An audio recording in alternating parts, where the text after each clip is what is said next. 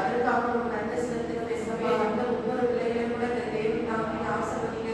வராமல் நடப்பட்ட ஒவ்வொரு பிள்ளைகளையும் இயேசப்பா நடுவாரம் கொண்டு வர போறீங்களா ஆண்டவரே, அதற்காக உங்களுக்கு நன்றி செலுத்துகிறேன் இயேசப்பா.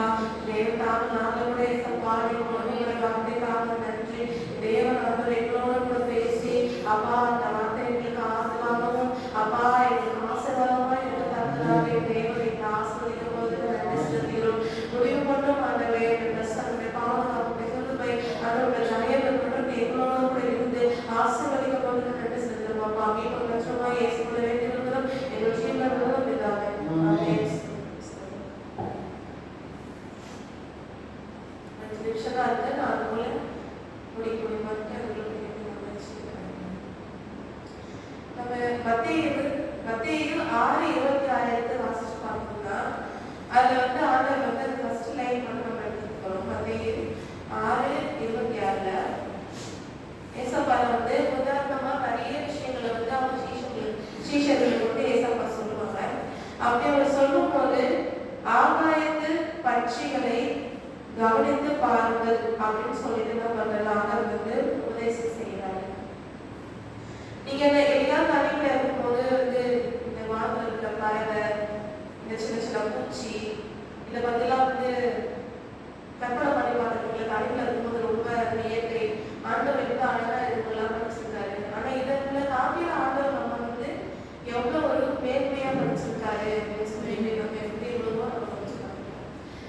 உதாரணமாக அம்மா வீட்டுல அந்த நாள் ஒரு மாசத்துக்கு செலவு பண்றதே 1 கோடியில கோடிக்கணக்கில்.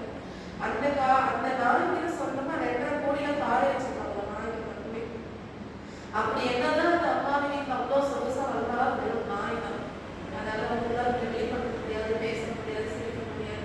ஆண்டவர் நம்ம அதை விட கூட ஸ்பெஷலா அந்த காலம் பேசுறோம், சிரிக்கிறோம், நம்ம கோபத்தை வெளிப்படுத்துறோம். நம்ம சில டைம்ல நமக்கு கோபம் வந்தாலும் ஒரு சிலர் அதை அடிப்பாங்க, சில பேர் அதை உணர்வு அப்படியே வெளிப்படுத்தினா ஒரு ஃப்ரீயாவே இருக்கும். நம்ம நினைக்கிறத பேசிட்டாதான் அப்படி அதுங்களுக்கெல்லாம் பேசுறதுக்கு இல்லை. ஆண்டவர் கூட நம்ம எவ்வளோ ஒரு ஸ்பெஷலா வச்சிருக்காரு. அப்படி ஆண்டவர் இவ்வளோ மிருகங்கள் அற்புதமா அழகா பார்க்கறதுக்கு மதிப்பா அப்படிலாம் இருந்தா கூட ஆண்டவர் என்ன பண்றாரு, இன்றைக்கு நம்மள ஒரு குருவியை பத்தி தான் உணர்த்தாரு. அடைக்கலாம் குருவின்னு சொல்லி நம்ம எல்லாமே கேள்விப்பட்டிருக்கோம். அந்த குருவி பத்தி ஒரு 5 இடத்துல 6 இடத்துல தான் அடைக்கலாம் குருவி, தடைக்கலாம் குருவின்னு சொல்லிட்டு. அந்த அடைக்கலாம் குருவினா சிட்டுக்குருவி இனம் போலதான் இருக்கும். இப்ப சிட்டுக்குருவி இனமே நிறைய குறைஞ்சிருச்சு. குட்டி வயசா இருக்கும் போது மரத்துலலாம் அழகா பார்க்கறதுக்கே அப்படி இருக்கும், அவ்வளோ இருக்கும்.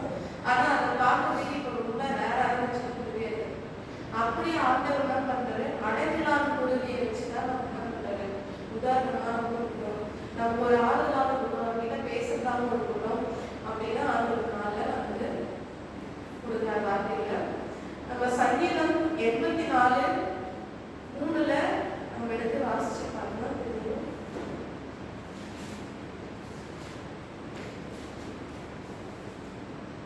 என் ராஜாவும் என் தேவனுமாகிய சேனையின் கர்த்தாவே, உங்களுடைய வீடுகளில் அடைக்கலான் குருவிகளுக்கும் வீடும் அடைக்கலான் குருவிகளுக்கு தன் இந்தியரை வைக்கும் கூடும் கிடைத்ததே.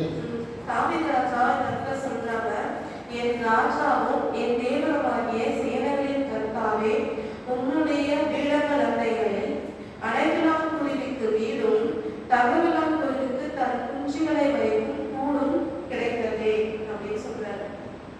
இந்த அடைக்கலான் குருவியோ தகவலான் குருவியோ ரொம்ப சின்ன குருவிதான். சிட்டுக்குருவியோட சின்ன சின்னதா இருக்கும். அந்த மாதிரி ரொம்ப சின்ன குருவிதான். அவர் என்ன சொல்றாருன்னா, இப்போ ஒரு ஆலய பிரகாரங்கள்ல இப்போ சர்ச்சிலே அந்த குருவியை சின்ன சின்ன கூடு கட்டிக்கணும் வச்சுக்கோன்னா, அப்போ ஆண்டவர் அவர் சொல்றாரு தாவீது, அப்போ அந்த அடைக்கலான் குருவிக்கும் தகவலான் குருவிக்கெல்லாம் பண்றாரு ஆண்டவர். அவருடைய ஆலயத்துல என்ன பண்றாரு, ஒரு அடைக்கலம் அவரு கொடுக்குறாரு. அந்த சின்ன சின்ன குருவிகளுக்கே ஆண்டவர் அவரை தேடி வரும்போது அவர் அடைக்கலம் கொடுப்பாருன்னா, அந்த குருவிகளை காட்டுற மனுஷன் நம்ம எவ்வளவு பெருமையானது. அப்ப அவரே தஞ்சோன்னு நம்ம அவருடைய ஆலயத்தையும் அவரையே தேடி வரும்போது அவர் நிச்சயமா என்ன பண்ணுவாரு, நமக்கு அவர் அடைக்கலம் கொடுக்கிற தேவனாய் இருக்கிறார். சங்கீதக்காரர் சொல்றாரு.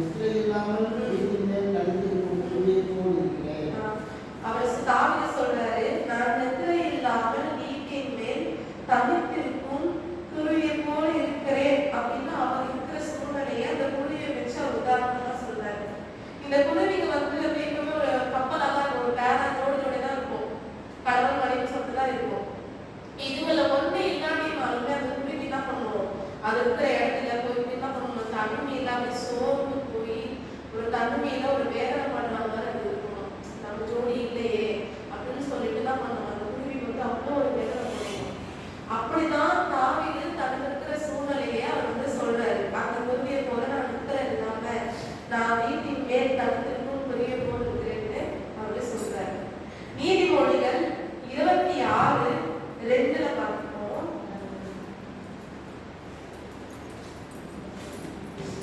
அடைக்கலான் குருவி அலைந்து போவது போலவும் அடைக்கலான் குருவி பறந்து போவது போலவும் காரணமில்லாமல் இருக்கிற சாபம் தங்காது. ஆமென். அடைக்கலான் குருவி அலைந்து போவது போலும் தகவலான் குருவி பறந்து போவது போலும். இந்த குருவி கவனிச்சு பார்த்தீங்கன்னா அது வந்து ஒரு இடத்துல இருக்காது. அங்க இங்க அப்படியே பறந்துட்டு இருக்கவங்க ஒரு அப்படியே ஒரு ஸ்டாண்டர்டா ஒரு இடத்துலயே ஒரு மணி நேரம் 2 மணி நேரம் அந்த மாதிரிலாம் அந்த குருவி இருக்காது. அது மாதிரி வேகமா எங்கேயாவது பறந்து தப்பிட்டு அப்படிதான் இன்னைக்கு காரணம் இல்லாமல் இந்த சாபம் வலிக்காதுன்னு ஆண்டவர் சொல்றாரு. உங்களை எத்தனையோ பேர் நீங்க அந்த குற்றத்துக்கு ஆளாவே இருந்திருக்க மாட்டீங்க. ஆனா உங்களை வந்து குற்றப்படுத்துவாங்க, உங்களை சாப்பிடுவாங்க. நீங்க என்ன ஆக போற பாரு, என்ன ஆண்டவர் கொடுக்க போறாரு பாரு, செய்ய போறாரு பாரு அப்படின்னு எவ்வளவு சொல்லுவாங்க. நம்ம யோசிக்கலாம், அந்த உண்மையா உங்களுக்கு தப்பு செஞ்சிருந்தா அது பரவாயில்ல. ஆனா காரணமே இல்லாம உங்களை நிந்திப்பாங்க பாத்தியா, காரணமே இல்லாம உங்களை சாப்பிடுவாங்க பாத்தியா, அபாண்டமா ஏதாவது உங்க மேல பழி சொல்லுவாங்க பாத்தியா. அப்ப ஆண்டவர் சொல்றாரு, இந்த குருவிக்கு எப்படி ஒரு இடத்துல நிற்காம அப்படின்னு தள்ளிட்டு இருக்கோம். காரணம் இல்லாம உங்களை நிந்திக்கிறாங்களா, காரணம் இல்லாம உங்களை சபிக்கிறாங்களா, உங்களை பழி சொல்றாங்களா, அது என்ன பண்றது? ஒரு நாளும் உங்களால அது தங்கவே தங்காது. அப்போ ஒரு ஏதாவது ஒரு சண்டையில ஒரு பிரச்சனையில கூட நிறைய பேர் வந்து உங்ககிட்ட ஒரு சாபம் இருக்குல்லதா சொல்லுங்க, அதை குறித்து நீங்க ஒரு நாளும் கவலைப்படாதீங்க. ஆண்டவர் தான் சொல்றாரு, காரணம் இல்லாம அந்த தப்பை நீ செய்ய போனவ உங்களை நினைக்கிறாங்களா, அது ஒரு நாள் என்ன பண்றது, அது உங்களால தங்காது அப்படின்னு ஆண்டவர் சொல்றாரு. இப்போ புதிய ஏற்பாட்டுல ஆண்டவர் இயேசு கிறிஸ்து இந்த குருவிகளை பத்தி நிறைய சொல்றாரு. மத்தேயு 10:29, 30, 31 வருஷம் வந்து தெரியும். ஒரு காசுக்கு 2 அடைக்கலான் குருவிகளை விற்றவர்களல்லவா விற்றார்களல்லவா? ஆயினும் உங்கள் பிதாவின் சித்தம் இல்லாமல் அவை ஒன்றாயும் தரையிலே விடாது. அப்புறம் உங்களுக்கு அதான் 31 அதனால் பயப்படாதீர்கள். அநேக அடைக்கலான் குருவிகளை பார்த்தும் நீங்கள் விசேஷித்தவர்களாய் இருக்கிறீர்கள். அப்போ ஏசப்பா சொல்றாங்க, அவங்க இருந்த காலத்துல அவங்க சொல்றாங்க, ஒரு காசுக்கு வந்து 2 அடைக்கலான் குருவிகளை விற்றாங்களா அப்படின்னு கேட்கிறாரு. அது வந்து ஒரு அந்த குருவி வாங்கி வந்து உணவாக கூட சாப்பிட்டு இருக்காங்க, அந்த அடைக்கலான் குருவி உணவாக சாப்பிட்டு இருக்காங்க. அப்போ அவர் சொல்றாரு, ஆயினும் உங்கள் பிதாவின் சித்தம் இல்லாமல் அவைகள் ஒன்றாகிலும் தரையிலே விழாது. அப்ப ஆண்டவர் சொல்றாரு, அப்படி அற்பமா சீப்பா 1 ரூபாய்க்கு 2 குருவி கொடுக்குறாங்கன்னா அது எவ்வளவு ஒரு அற்பமா எளிமையா சீப்பா இருக்கும். ஆனா அந்த குருவி கூட ஆண்டவருடைய சித்தம் இல்லாம தரையில விழாதுன்னு ஆண்டவர் சொல்றாரு. அப்படி அற்பமா காணப்படுகிற 1 ரூபாய்க்கு 2 கொடுக்குற அந்த குருவி கூட அவருடைய சித்தம் இல்லாம கீழே விழவே விழாது. அப்ப சொல்றாரு, உங்கள் தலைமையெல்லாம் என்ன பண்றது, ஆண்டவர் என்ன பண்றாரு, நம்மள அபிஷேகத்திருக்காரு, அவருடைய எண்ணெயினால நம்ம என்ன பண்றாரு, அபிஷேகத்திருக்காரு. ஆதலால் பயப்படாத இருக்க. அநேகம் அடைக்கலான் குருவிகளை பார்த்தும் நீங்கள் விசேஷித்தவர்களாய் இருக்கிறீங்களே. அப்போ நீங்க அந்த குருவியே ஆண்டவர் அவரோட சித்தம் இல்லாம அந்த குருவியே கீழே விடாது, 1 ரூபாய்க்கு 2 விற்கப்படுகிற அந்த குருவியே விடாதுன்னா அப்ப அந்த குருவியை பார்க்கணும் நம்ம விசேஷங்கள் அல்லவா. அவரை கேட்காம அவருடைய அனுமதி இல்லாம எது நம்மள நெருங்கணும், அவருடைய அனுமதி இல்லாம நம்மளுடைய நகை குடைக்கல விடாது, முடி குடைக்கல விடாது. அப்போ அந்த குருவி அப்படி பாதுகாக்கிற தேவன் நம்மளை எந்த அளவுக்கு விசேஷங்களோட நம்மளை எந்த அளவுக்கு அவர் பாதுகாக்கிற தேவனா இருக்கிறார். இதே விஷயம் வந்து லூக்காலே வரும். லூக்காலும் சொல்லியிருப்பாரு, லூக்கா 12:6-7-8 இதே காரியங்களாம்.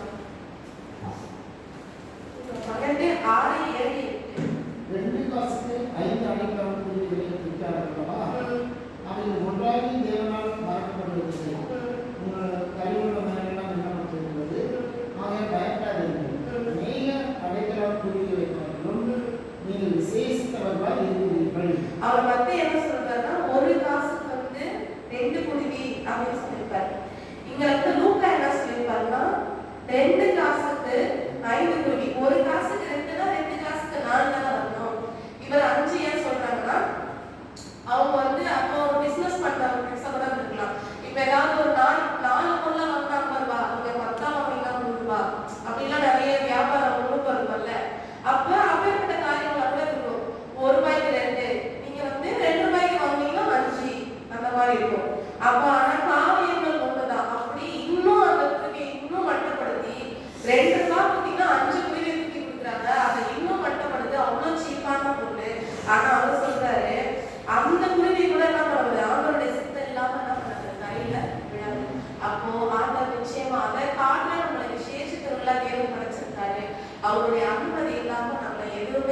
இருக்காது. யாராலையும் எதுவுமே செய்ய முடியாது. ஒரு விஷயங்கள் வந்துன்னா நம்ம வந்து நம்ம செபிக்கும் போது உங்களுடைய அனுமதி எல்லாம் எதுவுமே வெளியில நிறுவக்கூடாதுப்பா அப்படின்னு சொல்லிட்டு நம்ம செபிக்கும் போது அவர் என்ன பண்றது, அவருடைய அனுமதி இல்லாம நம்மளை எதையுமே செயல்படுத்தாத அளவுக்கு அவர் வந்து அவர் பத்திரமாய் பாதுகாக்கிற தேவனா இருக்கிறார். ஃபர்ஸ்ட் ஆரம்பிச்சதுக்கே வருவோம். மத்தேயு 6:26.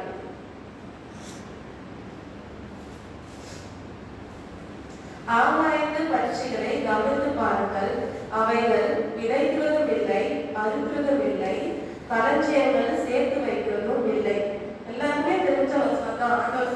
நீங்க அநேக டைம்ல வந்து எதுக்காக நீங்க கவலைப்படுறீங்க, ஒழுக்கப்படுறீங்க, நான் சிறு பூச்சியை போல இருக்கிறேன், நான் சிறு புழு போல இருக்கிறேன், எனக்கு யாருமே எனக்கு சப்போர்ட் இல்லை, எனக்குன்னு யாருமே இல்லை அப்படின்னு சொல்லிட்டு நீங்க எவ்வளோ டைம்ல நீங்க கலங்கி நிற்கிற சூழ்நிலை இருக்கும். ஒரு நிறைய விஷயங்கள் நீங்க பெரியனா ஒரு பெரிய ஒரு ஃபங்க்ஷனா இருக்கட்டும், ஏதாவது இருக்கணும், ஒரு உறவுகள் மத்தியில நம்மள வந்து ஒரு பொருட்டா எடுக்காம மற்றவங்களுக்கு ஒரு முதலிடம் கொடுத்து அந்த மாதிரிலாம் நிறைய சம்பவங்களை வந்து நிறுத்தப்பட்டிருக்கலாம், ஒடுக்கப்பட்டிருக்கலாம். ஒரு மாதிரி பார்வையே ஒரு கேவலமான பார்வை இல்லை. அப்படி அநேக விஷயங்கள் ஒரு காலத்துல நம்ம எல்லாமே அதை அனுபவிச்சிருக்கலாம், இப்ப இருக்கிறதும் இருக்கலாம்.